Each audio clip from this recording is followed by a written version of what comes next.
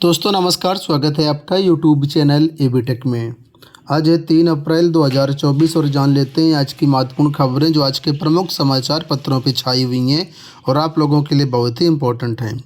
सबसे पहले यहाँ पर सूचना देख सकते हैं, जीआईसी शिक्षक के रिक्त पड़े 533 पद नई भर्ती में किए जाएंगे शामिल। 2018 और 2020 में की गई प्रवक्ता और सहायक अध्यापक के पदों पर भर्ती। लोक सेवा आयोग से जीआईसी और एलटी ग्रेड भर्तियों के बारे में जानकारी आपके सामने दी गई है। इस न्यूज़ को डिटेल से समझते हैं कि आखिर पूरा मामला क्या है। तो यहाँ पर देखिए बताया गया कि राजकीय इंटर कॉलेजों में प्रवक्ता व सहायक अध्यापक के रिक्त रह गए 533 पदों की नए सिरे से भर्ती की जाएगी। लोक सेवा आयोग की ओर से इन पदों पर नए सिरे से भर्ती की जाएगी, इसलिए इन पदों को आयोग की नई भर्ती में शामिल किया जाएगा। आप लोग जानते होंगे कि 2018 में एलटी ग्रेड भर्ती का विज्ञापन जारी किया गया था। इसके अलावा 2020 में प्रवक्ता भर्ती का विज्ञापन जारी किया गया था, लेकिन जो रिजल्ट जारी किया गया उसके सापेक्ष में दोनों भर्तियों को मिलाकर के करीब 968 पद खाली रह गए थे। ठीक है, उन 968 पदों के सापेक्ष में सिर्फ 435 अभ्यर्थी ही ज्वाइन कर पाए हैं और इस तरीके से दूसरी चयन सूची जारी होने के बाद दूसरी सूची के बाद भी करीब 535 पद खाली रह गए हैं। अब इन पदों को आयोग नई भर्ती में शामिल करेगा। हालांकि भर्ती प्रक्रिया कब शुरू की जाएगी इस बाबत आयोग की ओर से कोई सूचना नहीं जारी की गई है।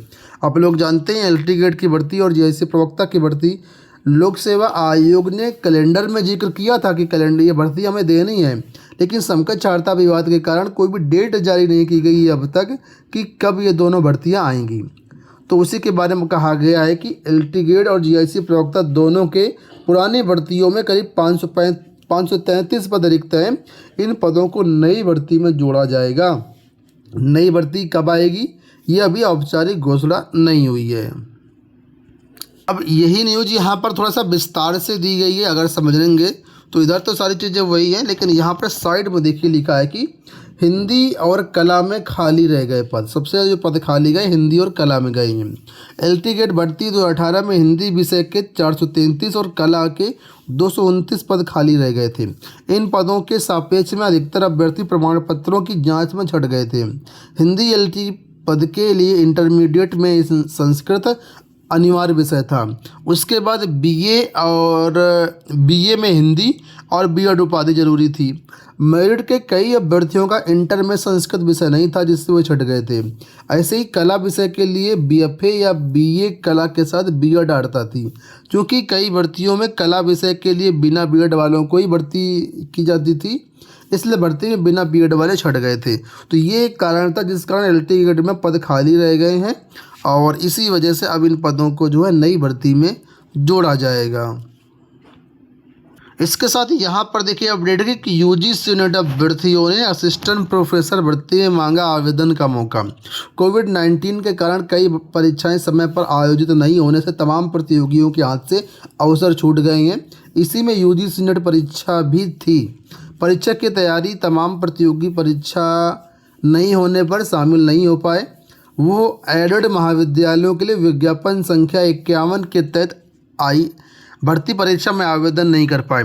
इसकी परीक्षा अभी नहीं हुई है। इस बीच यूजीसी नेट परीक्षा होने पर इसमें उत्तीर्ण हुए अभ्यर्थियों ने इसे विज्ञापन संख्या 51 के तहत नया आवेदन लेने की मांग की है। इनका कहना है कि विज्ञापन संख्या 51 के तहत जो आवेदन लिए गए हैं 2022 में, उसका पोर्टल खोला जाए और जो नेट पास अभ्यर्थी उनको मौका दिया जाए।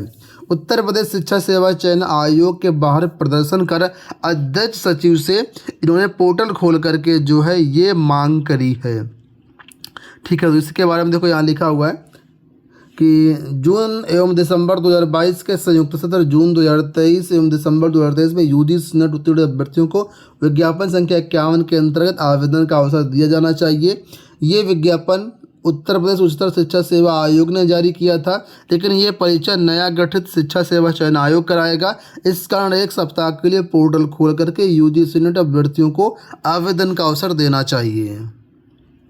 तस्वीरें भी नए शिक्षा सेवा चयन आयोग की आप लोग दे सकते हैं, जो कि कल की तस्वीरें हैं।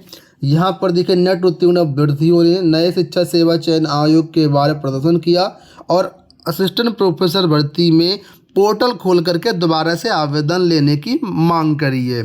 उसी के बारे में यहाँ पर देखो ये सारी जानकारी दी गई है कि असिस्टेंट प्रोफेसर भर्ती में मांगा अवसर। ठीक है, चलिए बात कर लेते हैं अगली अपडेट के बारे में। तो अगली अपडेट फिलहाल यहाँ पर क्या है, लिखा है चुनाव बाद राजकीय स्कूलों को मिलेंगे 435 शिक्षक हैं। आम चुनाव के बाद राजकीय हाई स्कूल और इंटर कॉलेजों को 435 शिक्षक मिलेंगे। लोक सेवा आयोग ने अभिलेख सत्यापन के बाद 402 सहायक अध्यापकों और 33 प्रवक्ताओं के नाम शिक्षा निदेशालय में माध्यमिक शिक्षा विभाग को भेजे हैं। 4 जून के बाद इन चयनित शिक्षकों से स्कूलों का विकल्प ऑनलाइन लेने की तैयारी की जाएगी। आप लोग जानते होंगे कि LT गेट की द्वितीय सूची जारी की गई थी, इसके साथ ही GIC प्रवक्ता की भी जारी की गई द्वितीय सूची। तो इनकी काउंसलिंग वगैरह भी हो गई थी, लेकिन इनको ज्वाइनिंग नहीं मिल पाई थी। जबकि TGT की जो काउंसलिंग हुई थी जुलाई में, उसी समय इनकी भी काउंसलिंग करवाई गई थी।